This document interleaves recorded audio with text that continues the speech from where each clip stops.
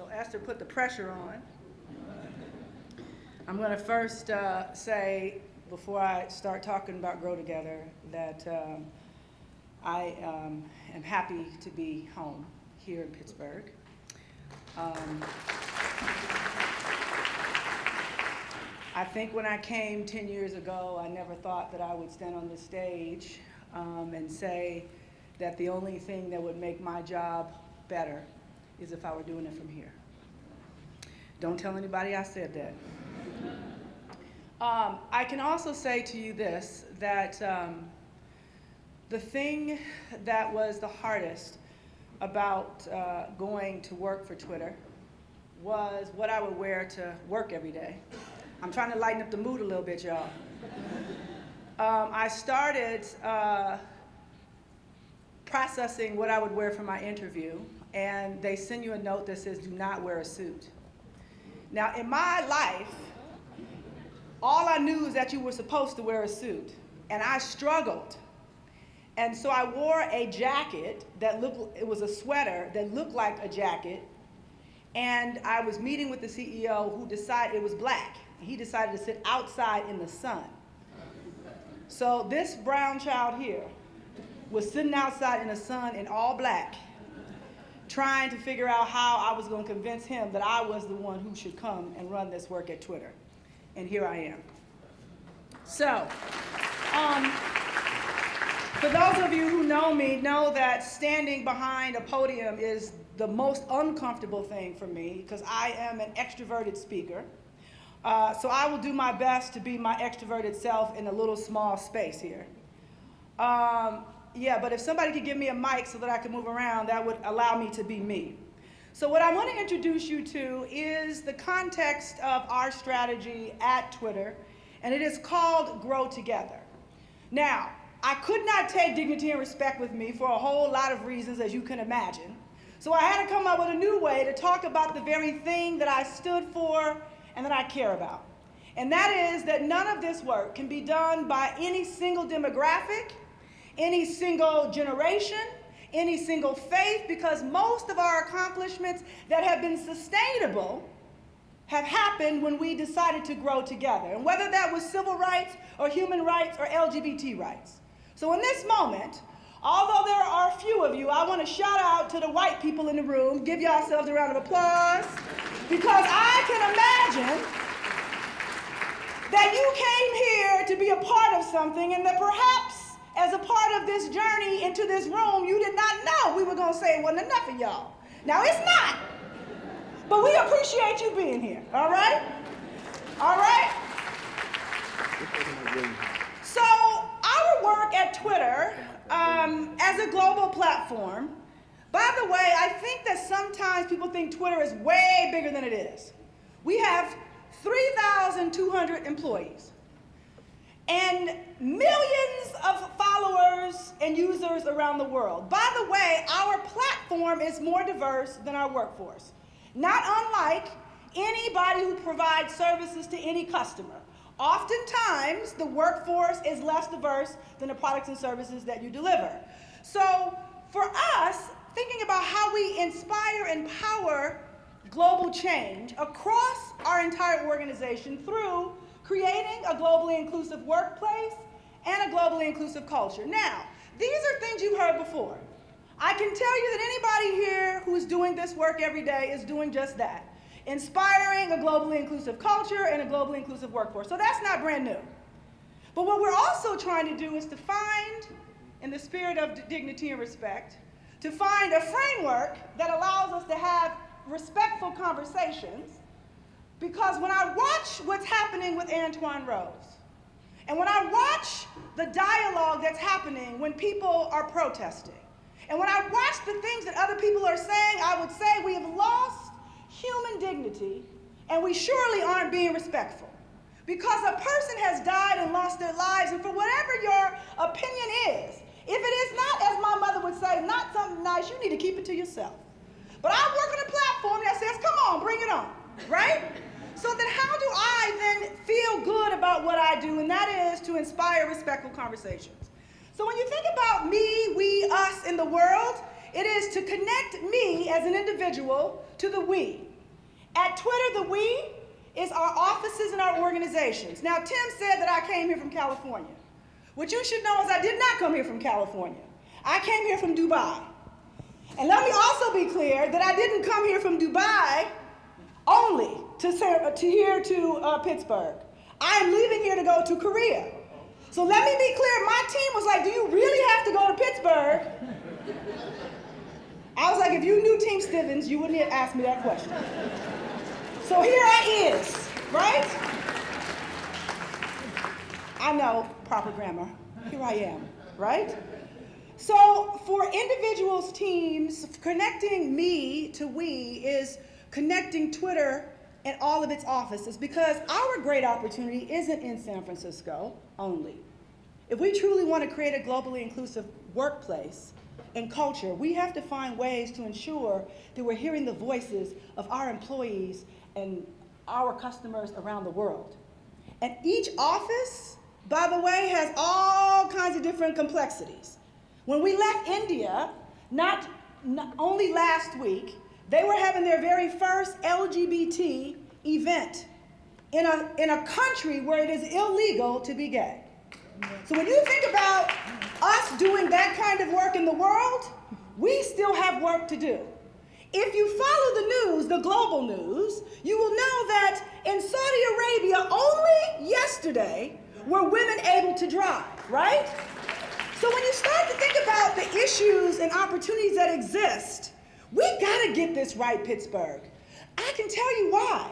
Because the issues in the world are far greater to solve than the ones that we have right here in Pittsburgh. See, all these people in this room, that we in this room, have the ability to solve these. I'm gonna tell you, I've been coming to CEIR since the beginning of CEIR.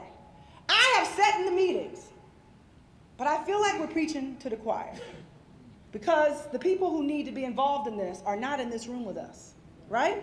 Now, the us is the region, right? For us, it is our offices around the world. It will be the Twitter, the company, right? So if we is the offices individually, us is Twitter, the company, and the world is the platform. So I'm going to take that framework and I'm going to turn that into something that is specifically about us. So me, we, us, the world. Now, I am Candi, so this is me. And I'm going to introduce you to this context of intersectionality. Now, for those who are academics or social justice people, I'm not talking about Crenshaw's work. I'm talking about something very, very basic, and that is us trying to find a way to find common ground with each other. So, what I know about intersections is this, that if you just try to identify with me on these things, let's see how many friends I would have. I self-identify as female. My pronouns, if you don't know what those are, you need to make a new friend. My pronouns are she, her. If you self-identify as female, please stand up. Stand up. All right, now look around. These are all my friends. If I called a meeting and said I want people like me to show up, this is who would show up. Now look who's sitting down. If I can't figure out a way to make the people who are sitting down feel a part of this conversation, then I haven't really reached inclusion, right? So you can sit down. My nationality is African American. I self-identify as black. Every day, all day. It's not something I can hide. Sometimes the freckles confuse some people. If you self-identify as black or African American, please stand up. All right, now let's give a shout out to the people who are sitting down, right? All right, all right. All right, now sit down. If you self-identify as a D&I or diversity and inclusion practitioner, right, in some aspect of your role, full-time, part-time, volunteer, BRG leader, please stand up, yes? All right, now look who's sitting down, right? For those of you who don't have this as your full-time job, we're about to clap for you for being here. Let's clap for them, all right? You will sit down. Now, this is generally how we segregate ourselves. But what if you knew these things about me? What if you knew that I am a daughter? I am a daughter. Now think about this. I started with female, right? But now if I say, if you have a daughter or if you are a daughter, please stand up. Now let's see who can stand up, all right? Or you planning to have one? All right, let's see. All right. We added a few more men to the conversation. You can sit down. I know Evan has he's the proudest father in this room probably, right? When you think about it, sometimes our choice of language is the barrier to inclusion. So I challenge you to think about the words that you use and the titles of the things that you create. Because these are sometimes the things that won't get the people in the room who should be there in the room because they didn't feel included in the title that you created. Be mindful. I was very intentional about creating dignity and respect. Because when I asked this question, raise your hand if you believe you deserve to be treated with dignity and respect. Raise your hands. Yes? Look how many hands go up, right? Put your hands down. But I knew that this was the problem. Raise your hand if you treat everyone who you interact with, of every demographic group, of every generation, of every role and function in your company with dignity and respect. Now, some of y'all, hand didn't go up. And what I can also tell you is this. Somebody in here is sitting behind somebody saying, I know he didn't raise his hand. You know why? Because the way that we treat each other every day is already our reputation.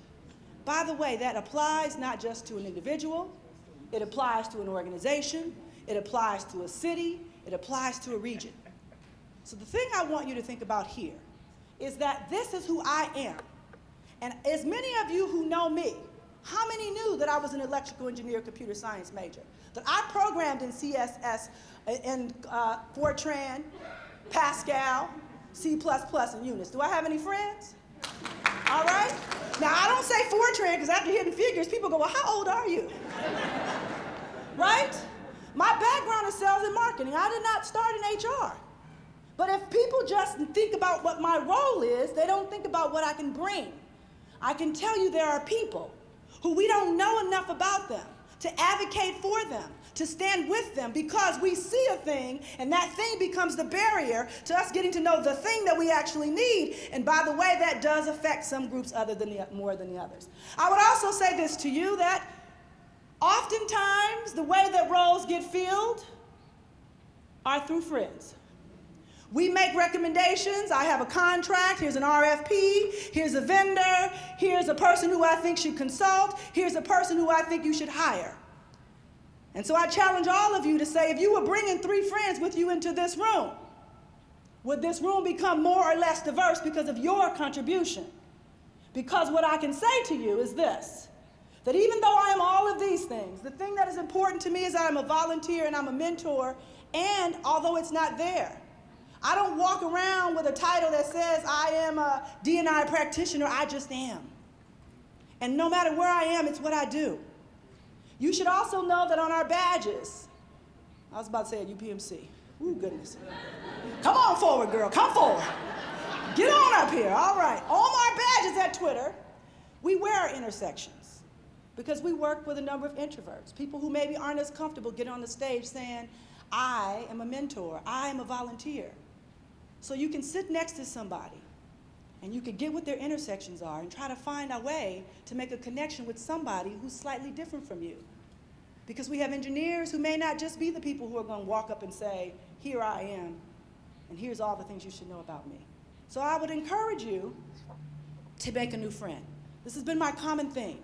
If you want to know about people, make a friend. By the way, when you come to this event or function, don't sit next to the person you already know. You already know them. Why are you sitting next to Tony Silva? Anybody in this room who doesn't know Tony Silva is not clearly doing supplier diversity and does not try to get business with UPMC, right? But now you know who she is. And if you didn't know who she is, then you need to sit down next to her next to the break, right? Because this is how things happen in the real world. I will also tell you the way that you're going to build cultural competency and awareness is by making new friends, because oftentimes the biggest mistakes are made because people do not have the lens of inclusion and diversity. I have no idea what your life experience was. I have no idea the thing that has created the lens in which you see the world. So it is highly possible that you can create an advertising campaign and not realize I'm not in it, Because you don't miss me. I don't see myself, but you don't miss me because that's your world. I'm going to encourage you to make a new friend and also make sure your friend is not already exactly like you, because then you're only reinforcing the thoughts that you have about diversity. So when you come back to this next year, not only make a new friend, but bring one with you. You all know somebody in your offices that should be in this room who isn't. Tony. Susan, Esther, we all know somebody who needs to be in here, Paula. So make a new friend and bring one with you. All right.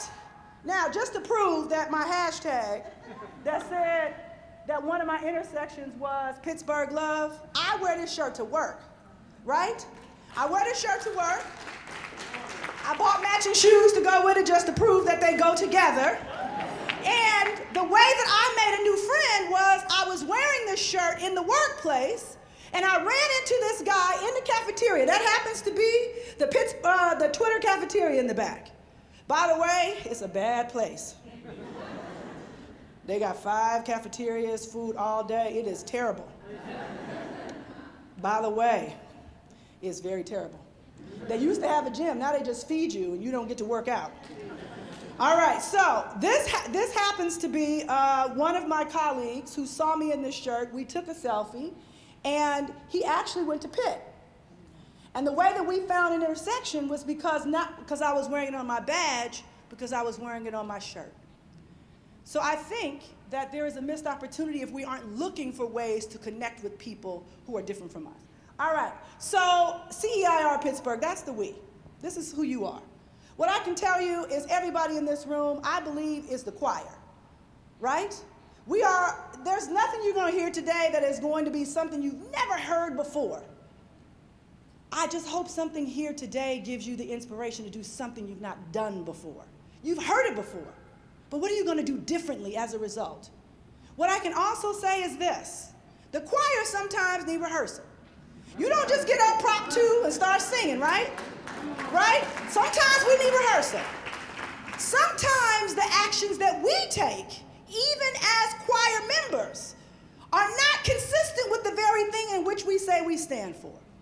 So I'm going to say we need to also check ourselves. And we cannot leave the Dinas of the world, the Tims of the world, the Esthers of the world, the Audra Russos of the world, Audrey Russo and Denise. We can't leave people to do this work. Bill Flanagan had the courage, not just today, but he has been talking about this since I think I've been here, that we need to do better.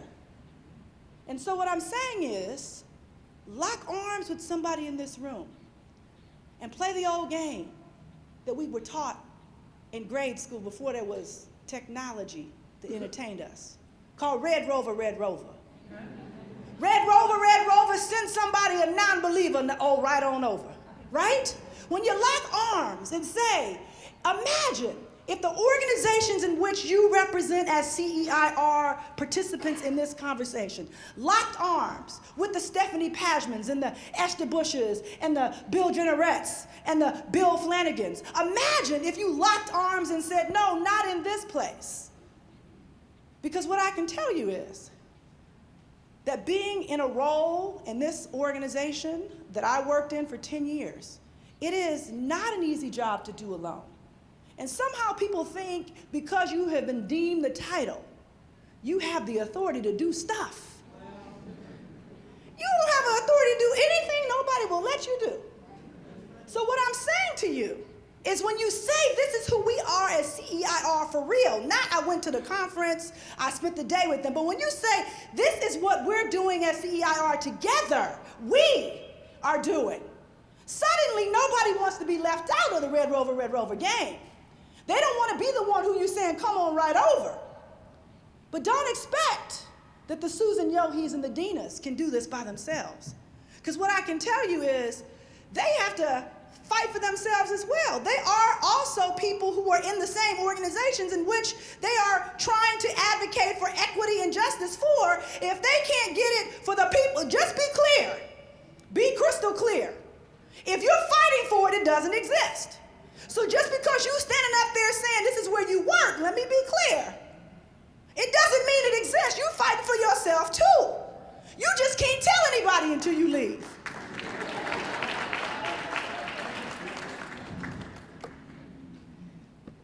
It's amazing what we could accomplish if nobody has to get the credit.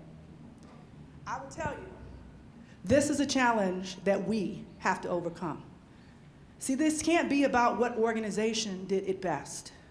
It has to be about what we did together. That's what I give you. What I give you is this, number 2, make a new friend and support one another. If you don't know what's happening at another organization, it is your own fault. And if we are not locking arms, playing Red Rover, it is our collective fault. Because it doesn't matter what one person does to change the reputation of this work. It only matters what we all do together. Because see, Stephanie can try to say all those things, but none of those things matter if you all don't go back to the organizations in which she represents and say, this is what we're committed to together. All right, Pittsburgh is us. Now this should say the Pittsburgh region, because I have to say this is far greater than just Pittsburgh, the city. This is an opportunity for us as a region, right? And I still include myself in us. Even though you don't see me, I sneak in here. My hair, Pittsburgh. My nails, Pittsburgh. And if you know anything about being a black person, trying to find somebody to do your hair is a dramatized situation. And if it don't turn out right, it is traumatic. And if you don't know what I'm talking about, what you need to do, make a new friend.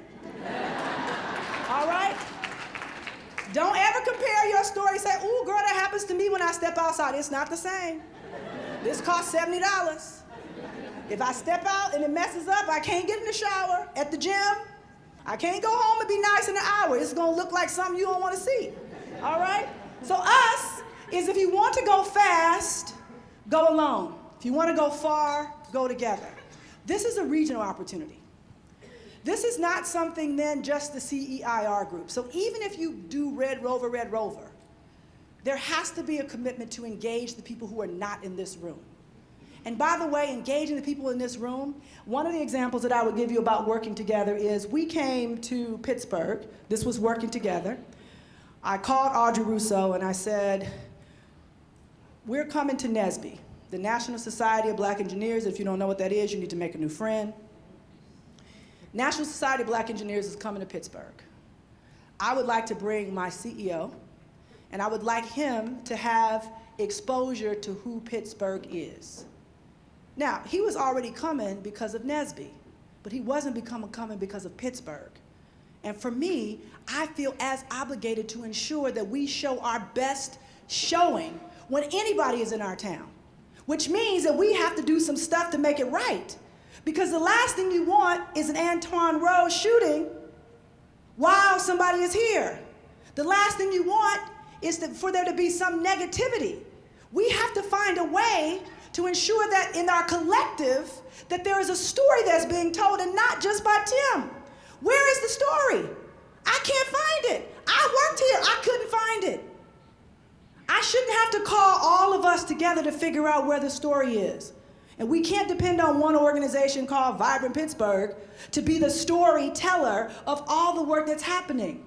So what I'm going to recommend here is that you figure out a way to tell the story so that when Amazon or Twitter decides to come to the city to visit, that there's a place that they can go and not have to search for the Pittsburgh diversity story. It's not out there. We need to create a narrative about the things that are happening. They're not going to know Evan Frazier to be able to find Evan Frazier to find out what Evan did. They're not going to know Esther Bush's name to find out what the Urban League is doing. They're not going to be able to find Tony Silva to figure out what UPMC is doing. Tell your story. Tell your story. And tell the story about this region. Because when I came here, I had an opportunity, but I actually knew a little bit of the story. So I could wrap my CEO, I could wrap a story around him. But I was real clear when I called Audrey. I said, listen, I know who organically shows up. I need you to be intentionally inclusive. Because I cannot have my CEO come to a place that doesn't look like this room. Now, I'm going to say Pittsburgh traditionally doesn't look like this room. But as Esther said, we have to be intentional. That means when you create your invitation list, you need to look down and see who's missing. And by the way, it's not the same old people. There's 5 that always get invited. Esther's always on the list. When I was here, I would get on the list. And there's 5 women and there's 5 guys, and Evan's always on the list. But I look at the brown people in this room, and if you don't know some of them to invite them to your stuff, then shame on you. By the way, brown people, we have an obligation too. Because if they don't know us, a part of it is our own.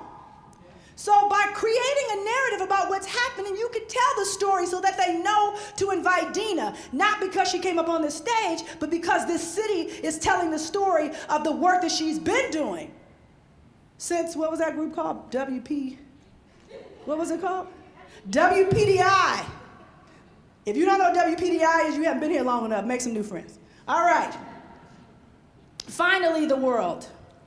Hate has caused a lot of problems in this world, but it's not solved one problem yet. The most fortunate experience I had in my life, one of them I would say, was to spend a weekend with Dr. Maya Angelou. And in doing so, I can tell you that it gave me an inspiration, and between her and Dr. Janetta Cole, I feel like there is someone behind me pushing me to do this work. So as hard as it was for me to make a decision to leave Pittsburgh and a project that I really care about and love, dignity and respect, I feel like the opportunity is the impact on the world. When you think about things like DACA, and you think about things that are happening with immigrant families, when you think about LGBT people being illegal in some countries and women not being able to drive, the things that we think about here are small because outside of the US, they're not even talking about the things that are big to us. And so this opportunity is amazing because not only do I think about how I can connect offices and connect the offices to Twitter and to Twitter to the platform and have this conversation with you. The world needs us. And I believe in my whole heart that Pittsburgh has an opportunity to create a best practice example. We keep showing up, y'all. We just have to keep on doing something. And we have to do more than we're doing today, but we have to do it together. It cannot be us depending and waiting on Tim. So, do your part. You follow me on Facebook. Don't tell Twitter I still have a Facebook account. My real life is on Facebook. My Twitter life is on Twitter. This is a role that we can all play. See, a city, an organization, a family, a neighborhood is all made up by the actions that each of us takes. So I'd ask you to think about the commitments that you have made to this work. And when you leave this room, don't let the work that be something you just heard and you go back. Think about what your role is. Make a new friend. Support each other. Play Red Rover, Red Rover. Think about the things that you can do collectively as a region. Think about the things that we can do to show up on the platform and in the world so that people know, without searching hard, that this is stuff that's real to us and that we're committed to making it happen. And all of you in this room have a role to play. Because the culture, the community, and the experience as a result of every interaction people have with you and your organizations. And I ask you to think about your part. So at Twitter, we have this little thing right here. So I want you to just touch the person next to you, give them a little elbow. Not hard. We call this the Grow Together elbow. Right? The Grow Together elbow is just a sign that I heard you and I see you. And so I give you the Grow Together elbow as a way to distinguish yourselves from people who were not here. So when you walk around this city, instead of trying to lock arms until you can get to the place where you are, you could just start with a little elbow. And the elbow can turn into a locked arm. And then you could play Red Rover, Red Rover. And you could support each other. And somebody in this room needs to take ownership of creating the narrative. Because the story about Pittsburgh cannot be only told through the people who leave here and come back. The story cannot just be told when people like Esther go and do a keynote someplace else. Each of you can be telling a story, whether it's your own Facebook pages, whether it's your own Twitter pages, because the story is not out there. And people need to be convinced. And so, I'll leave you with these final words. As I always do, you've been given this day to use as you will.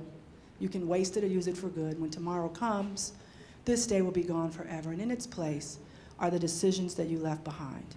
May they be decisions that find a way to connect me, being each of you, to us, being the CEIR community, and the CEIR community to the Pittsburgh region, and the Pittsburgh region to the world, because each of you have a role to play, and you can do your part.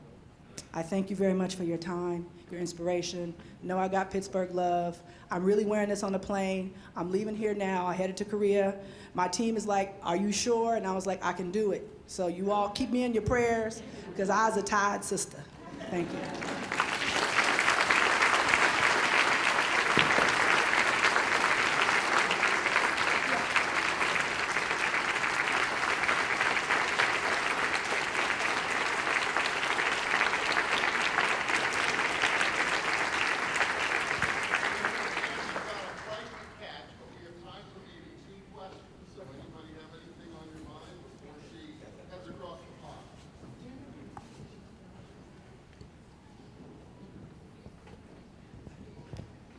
Hi, Candi.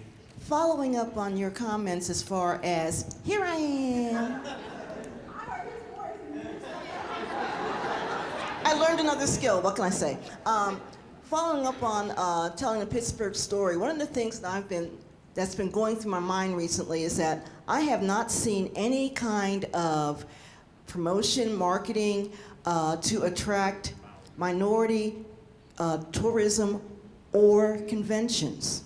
There's a lot of money out there, and Pittsburgh has a hell of a story to tell, particularly in terms of culture and heritage. How can people embrace that so it's for a greater good? We all benefit from it. Yeah, so I think Miss Whiting now, what's her name? Arian Abney, so she's now Miss Abney, yes, Tamara. She's left Visit Pittsburgh, but I can tell you if she were here talking about what her work was here, that was her primary job. I don't know who does it now since I've kind of been disconnected a little bit, but I do think Vibrant Pittsburgh works very closely with Visit Pittsburgh to do that. So I think that is happening. It's just, again, we're not telling the story. And I would connect here with Melanie, and she can give you some information about who's actually doing that. I do know it's happening. Again, I think the story isn't being told, and it's a missed opportunity. And I also think that it's confusing to people because Pittsburgh is a city. The region is bigger than the city, so you can follow Pittsburgh, but you won't get the story of what's happening because Rich is doing way more in Allegheny County, and I'll just leave it at that. Thanks for your talk, Candi. Nick Pineda here with Tier 1 Performance. So my question for you is, I've heard many times the folks that we need to be in the room aren't in the room. Yep. One thing my firm's doing is thinking about topics like performance and innovation. How can those topics make diversity and inclusion seem approachable? What are successes you've seen, like the work you're doing with Dignity and Respect, that get the people that need to be in the room involved, engaged, increasing their awareness, increasing their involvement? So I'm gonna tell you a little secret, and I'm gonna say this in front of people who I shouldn't probably say it in front of, which is why I tell Rico, don't be like Twitter living me right now. I'm not.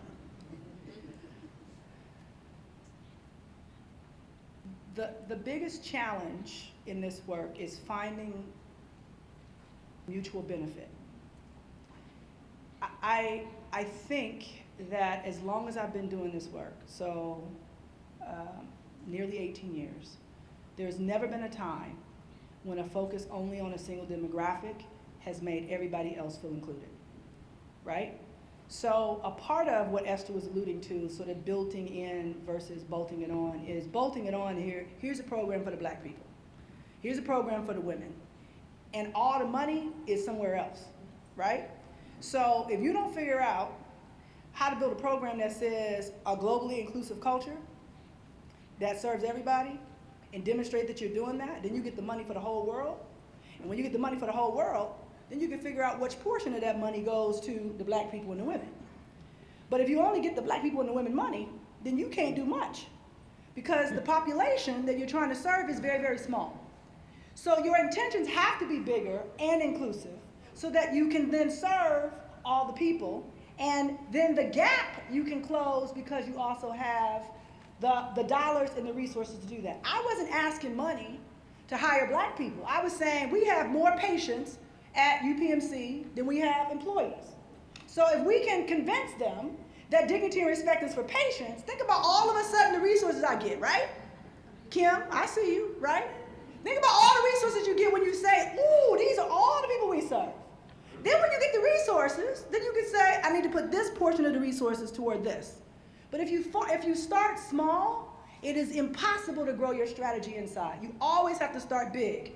And when you get to all the money that serves all the people, be clear, you have to do something for all the people, because the Jedi mind trick won't work if all the people don't get anything, because they're like, well, she took all the money.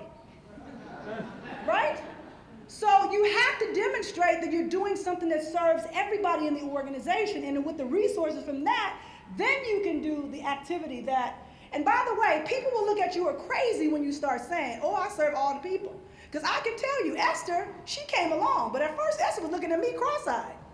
She was not looking at me like, come on in here and do conclusions. She's like, I care about the black people, Candi. I want to know what you're going to do for the black people. Her, and God rest his soul, Mr. Freeland, in a meeting said, I understand your process and your commitment to inclusion. I want to know, young lady, what are you going to do for the black people? That's exactly what he said. First of all, I didn't know he was black, so I was like, who is he talking to? The end.